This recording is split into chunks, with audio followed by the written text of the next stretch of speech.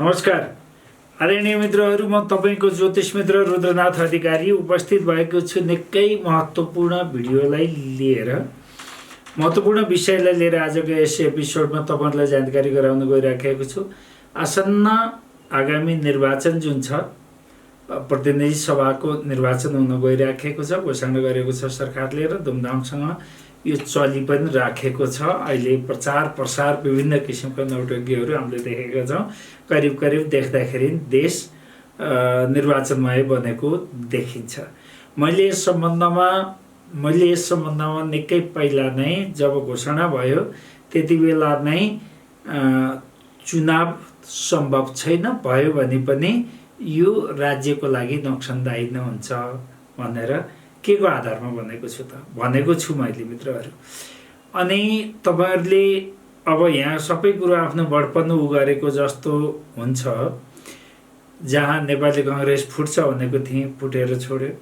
गगनजीको जित हुन्छ भनेको थिएँ, जित भयो।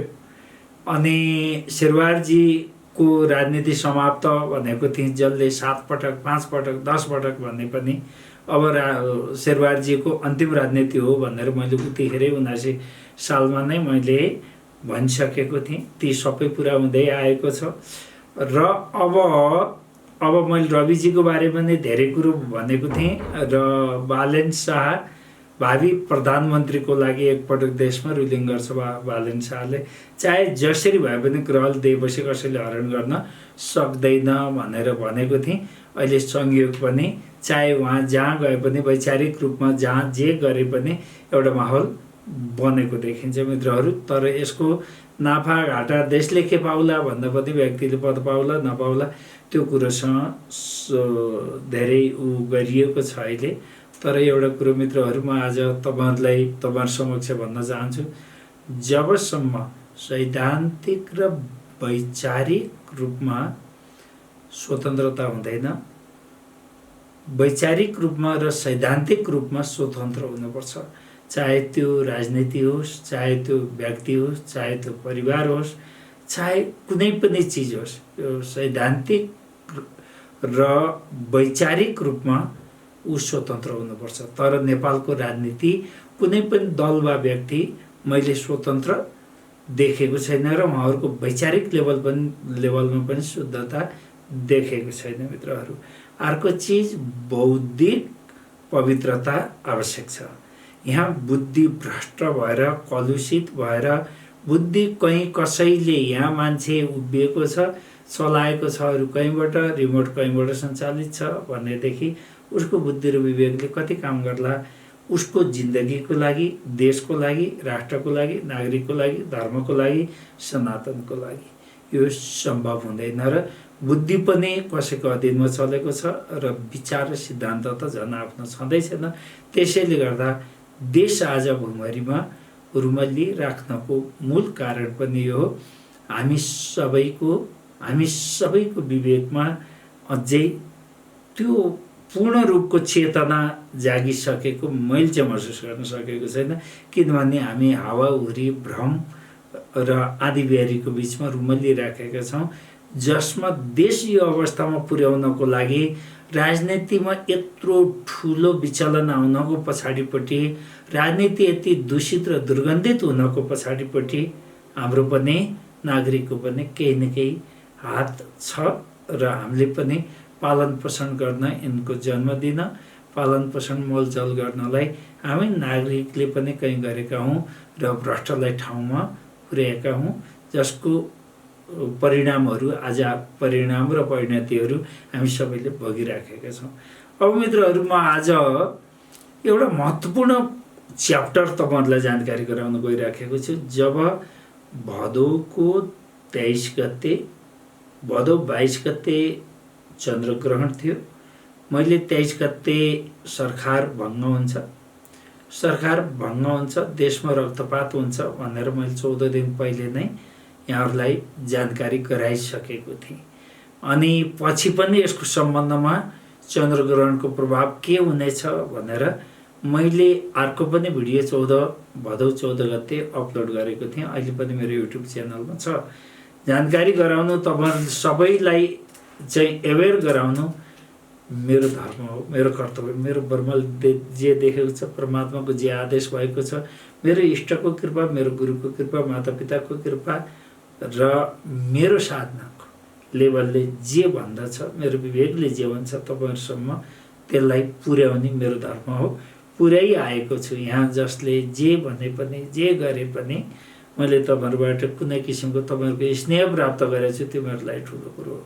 तर यहाँभन्दा मैले कुनै केही चिजहरू मागेको छैन। तपाईँहरूले सेवा लिन चाहनुहुन्छ, तपाईँहरू कुनै समस्यामा हुनुहुन्छ, आउनुहोस्। मैले जानेको विधि शास्त्रीय चाहिँ हिसाबले अनि वैदिक ज्योतिषको आधारमा र लाल किताबको म विद्यार्थी पनि हो, अनि लाल किताबको आधारमा, तन्त्र विद्याको आधारमा, तन्त्र विज्ञानको आधारमा जे जति मैले साधना गरेको छु त्यसको आधारमा मेरो इष्टको जे निर्देशन हुन्छ त्यसको आधारमा तपाईँहरूको समस्याको समाधानको पनि मैले निरन्तर कोसिस गरिराखेको छु, सेवा दिइराखेको छु। स्वदेश विदेशबाट धेरै लाभ उठाउनु पर्छ। त्यसको लागि मैले तपाईँहरूलाई जोडिनुहोस् भन्नु, मेरो च्यानललाई सब्सक्राइब गर्नुहोस्, जोडिनुहोस् भन्नु मैले अपराध गरे होइन। तपाईँहरूलाई मैले यत्रो कन्टेन्टहरू दिइराखेको छु, मेहनत गरेको छु, राखिराखेको छु, भनेको छु। त मेरो हक भन्छ सब्सक्राइब गरिदिनुहोस्, जोडिनुहोस्, तपाईँलाई पनि लाभ हुन्छ। नोक्सान तपाईँलाई छैन, त्यसले मलाई प्रेरणा मिल्छ भन्नु, यसलाई अन्यथा नलिन आग्रह गर्छु। अब मित्रहरू, मैले यो महत्त्वपूर्ण किन भनेको छु भने ठक्कै 6 महिनामा, फेरि 6 महिना भदौदेखि गर्नुहोस्, फागुनको 19 गते खग्रास चन्द्रग्रहण छ। यो चन्द्रग्रहण सिंह राशिमा र पूर्व फाल्गुनी नक्षत्रमा घटित हुन गइराखेको छ। अनि यो सिंह राशिको अधिपति सूर्य हो। सूर्य राहुसँग ग्रसित बनिराखेको छ। यहाँ सूर्य राहुसँग अलरेडी ग्रहणमा छ। 4वटा ग्रह त्यहाँ राहुले 4वटा नराम्रो योग बनाइराखेको छ मित्रहरू। एउटै राहुले 4वटा कुयोग बनाइराखेको छ त्यो भावमा। अनि यहाँ म तपाईँहरूलाई दुईटै कुण्डली बनाएर मैले 19 गते जुन हाम्रो ग्रहण लाग्दैछ ब्रह्माण्डमा 19 गते लाग्दैछ र 21 गते फागुनमा हाम्रो चुनाव घोषणा भएको छ। अब 21 गतेको कुण्डली कस्तो छ, 19 गतेको कुण्डली कस्तो छ र कुन कुन राशिको लागि यो ग्रहण घातक छ त्यो पनि म तपाईँहरूलाई जानकारी गराइदिनेछु। र यो के कारणले चुनाव हुन असम्भव छ, देशमा पुनः एउटा रक्तपात हुन्छ, देशमा पुनः एउटा आतंक मचिन्छ, देशमा अशान्ति हुन्छ, देशमा एउटा ठुलो तरङ्ग र फेरि पुनः छत्रभङ्ग अथवा सरकार गिर्ने सम्भावनाहरू पनि देखिएको छ मित्रहरू। अब अहिले वर्तमान अवस्थामा चतुर्ग्रही योग छ। फागुन 21 गतेसम्म पनि चतुर्ग्रही योग रहनेछ। मङ्गल सूर्यसँग कन्टिन्यू छ, अस्त अवस्थामा छ सेनापति। अनि सूर्य राहुद्वारा ग्रसित छ मित्रहरू। फागुनको महिनामा पुरै महिनाभरि सूर्य पीडित रहनेछ राहुद्वारा, किनभने कुम्भ राशिमा राहुको गोचर भइराखेको छ। अब त्यो दिनमा म तपाईँलाई पहिला चन्द्रग्रहण लाग्दाको 19 गतेको तपाईँहरूलाई म जानकारी गराउन गइराखेको छु। यहाँ के छ त ग्रहहरूको स्थिति भन्नुहोला भने यो 19 गतेको जुन ग्रहण लाग्ने बेलाको जुन छ यो सिंह लगन र सिंह राशिमा नै ग्रहण घटित हुन गइराखेको छ। यो ग्रहण लाग्ने समय जुन छ ग्रहण कालको मैले कुण्डली निकालेको छु। अनि यसमा के छ भन्नुहोला भने सप्तम भावमा यहाँ बुध र राहुले जड योगको निर्माण, बुध र मङ्गलले अंगारक योगको निर्माण, अनि सूर्य र राहुले ग्रहण योग र पितृदोष सप्तम स्थानमा योग बनाइराखेको छ मित्रहरू। त्यसै गरी पब्लिक जनता भनेको जुन छ, जनता भनेको शनि हो यहाँ। अनि शनिको स्थिति अष्टम स्थानमा शुक्रसँग अष्टम स्थानमा गोचर गरिराखेको छ। अनि यहाँ देवगुरु बृहस्पति एकादश भावमा रहेको छ। योलाई त्यही पनि शत्रु राशिमा छ। देवगुरु बृहस्पतिको स्थिति वक्र अवस्थामा, देवगुरु अतिचारी अवस्थामा, त्यति धेरै बलि अवस्थामा छैनन्। अनि यहाँ यो ग्रहण लाग्दाखेरिको यो चाहिँ निकै घाती चक्र पनि बनेको छ यहाँ, र सूर्य स्वयं ग्रहणमा छ, राहुसँग छ, र चन्द्रमा केतुसँग छ। अनि सूर्य राज्य हो, राजा हो, शासक हो, प्रशासक हो।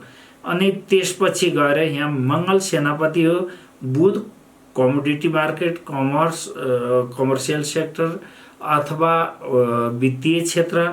अनि त्यसपछि गएर बुध बुद्धिको कारक पनि हो र चेतनाको अधिपति पनि हो, वाणिज्यको कारक पनि हो।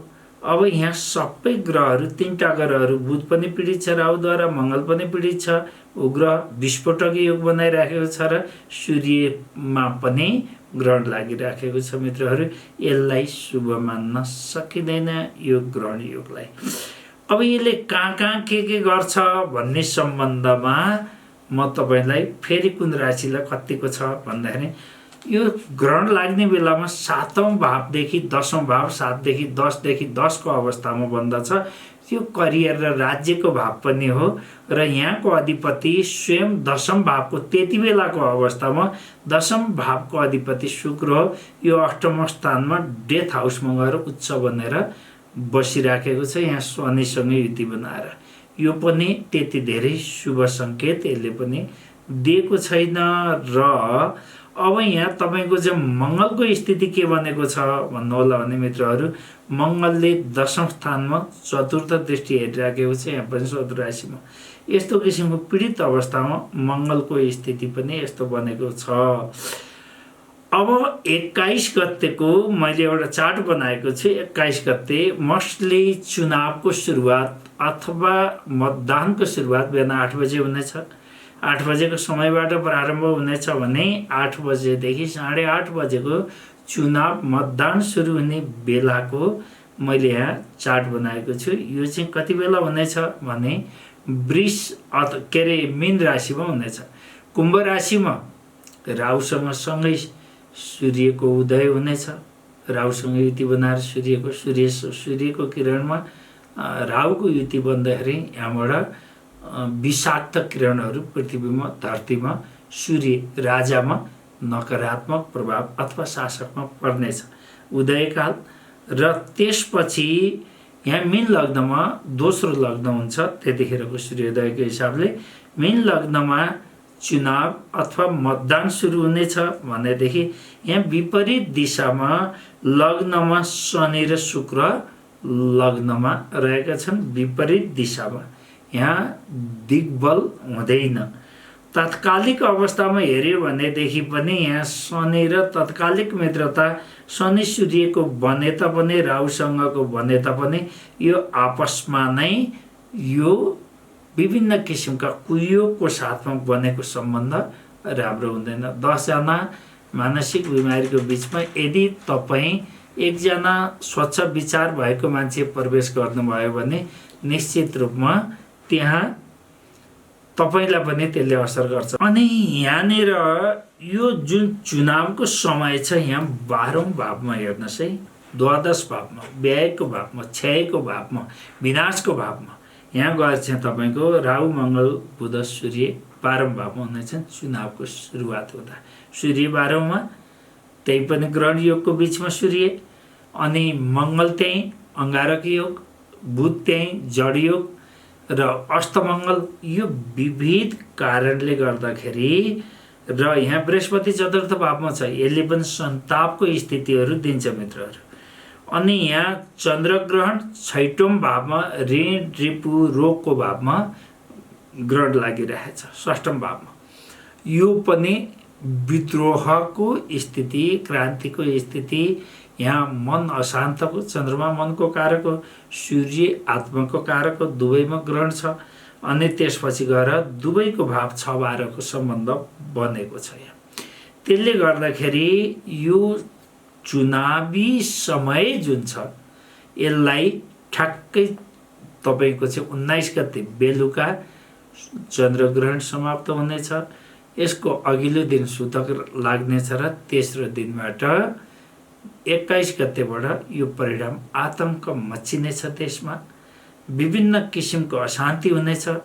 विभिन्न किसिमको अस्थिरता सुरु हुनेछ, राज्य विद्रोह हुनेछ, जातीय विद्रोह हुनेछ। राजनीतिमा एउटा टर्निङ पोइन्ट यहाँबाट सुरु हुनेछ मित्रहरू। यसले नयाँ कोर्सको सुरुवात गराउनेछ, तर देश अशान्त रहनेछ। देश अशान्त रहनेछ मित्रहरू, मैले एकदम भनेको छु तपाईँहरूलाई। देश अस्थिर रहनेछ, अशान्त रहनेछ र अगाडिको स्थिति पुनः भदौ 23-24 को स्थिति नरहला भन्न सकिँदैन।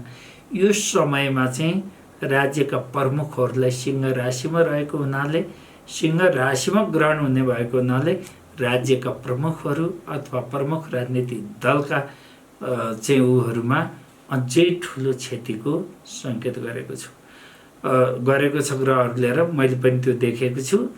यहाँ सावधानी अपनाउन, राज्य एलर्ट हुन आवश्यक छ, राज्य एलर्ट हुन आवश्यक छ, राज्य सावधान हुन आवश्यक छ, राज्यले निकै सोच्न विचार गर्न पनि आवश्यक छ। त्यहाँसम्म सरकार पुग्यो भने चुनाव गराउने जुन दिन छ, मुहुर्त छ, जुन समय छ, यो कतै पनि राम्रो छैन। कुनै पनि हालतले ग्रहणको सूतक समाप्त नहुँदै 21 गते अचानक गएर हेर्नुहोस् त, पहिलेको समयमा राजाहरूले कुन दिनमा गर्दा ठिक हुन्थ्यो, शासकहरूले। आज पनि भारतमा अझै विभिन्न देशहरूमा पश्चिमी ज्योतिषमा पनि त्यहाँ कुन दिन उपयुक्त हुन्छ, मुहुर्त कुन दिनमा राम्रो छ, समय काल कुन दिनमा कति बेला गर्दा ठिक हुन्छ भनेर निर्धारण गरिन्छ। तर हाम्रो देशको आवश्यक छैन, हाम्रो देशमा यो चिजको आवश्यक छैन। 21 गते कुनै पनि हालतमा चुनाव गराउने योग र मुहुर्त थिएन मित्रहरू, अनि अझ पनि छैन। त्यसले गर्दा म चुनाव नहुनेमा ढुक्क छु। भयो भने पनि यो विध्वंसको कारक बन्दछ र चुनाव सर्छ, सरेन भने पनि देशलाई ठुलो क्षति हुन्छ र तद उपरान्तको स्थिति कन्ट्रोलभन्दा बाहिर जान सक्छ। राज्यका संयन्त्रहरू चुस्त दुरुस्त अवस्थामा रहन आवश्यक देखेको छु मित्रहरू। अब यो ग्रहणको फल कुन राशिको लागि कस्तो छ यो पनि म तपाईँहरूलाई जानकारी गराइदिन्छु। अनि कुन भावमा यो ग्रहण घटित हुँदैछ र त्यसको परिणाम के हुन्छ छोटोमा तपाईँहरूलाई जानकारी गराउँछु अन्तिममा। अब यहाँ मेष राशिको लागि यो पञ्चम भावमा घटित हुन गइराखेको छ मित्रहरू। मेष राशिको लागि यसले चिन्ता प्रदान गर्नेछ। प्रेममा, सन्तानमा, गर्भवती महिलाहरूलाई यसले नोक्सान गराउने निश्चित छ। सावधानी अपनाउनु होला। उपाय विशेष गरी गर्भवती महिलाहरूले चाहिँ गर्भ रक्षाको लागि तपाईँहरूले विधि गर्नु होला। त्यो सोध्न पर्यो भने यस्ता महिलाहरू हुनुहुन्छ भने मसँग व्हाट्सएपमा स्क्रोलमा नम्बरहरू छ मेरो, सोध्न सक्नुहुन्छ। यसका उपायहरू म बताइदिनेछु। यहाँ बताउँदा धेरै लामो हुनसक्छ। अनि यहाँ वृष राशिको लागि चतुर्थ भावमा यो घटित हुन गइराखेको छ। व्यथा र व्याधिको सम्भावना वृष राशिलाई पनि शुभ देखिएको छैन। मिथुन राशिको लागि यो राम्रो छ, तृतीय भावमा छ। श्री प्राप्तिको सम्भावना यहाँ देखिएको छ। फल श्री प्राप्ति हुनेछ अथवा लक्ष्मी प्राप्ति। अनि कर्कट राशिको लागि द्वितीय भावमा छ क्षति, कुटुम्बमा हानि, आफन्तजनमा डरलाग्दा कुनै उहरू घटनाहरू हुनसक्छ र क्षतिको सम्भावना छ। सिंह राशिको लागि घात छ, स्वयं सिंह राशिमा घटित हुन गइराखेको छ। त्यसै गरी कन्या राशिको लागि व्यय अत्याधिक हुनेछ, रोग र धन क्षतिको सम्भावना देखिएको छ। तुला राशिको लागि यो एकादश भावमा छ, लाभको स्थिति देखिएको छ तुला राशिको लागि। वृश्चिक राशिको लागि सुख यो दशम भावमा छ, सुखको फल प्राप्त हुनेछ वृश्चिक राशिको लागि। धनु राशिको लागि माननाश हुनेछ मित्रहरू। अनि मकर राशिको लागि कष्ट छ, मकर राशिको लागि कष्ट छ। अनि कुम्भ राशिको लागि स्त्री पीडा देखिन्छ यहाँ, अथवा छत्रभङ्गको योग पनि देखिएको छ।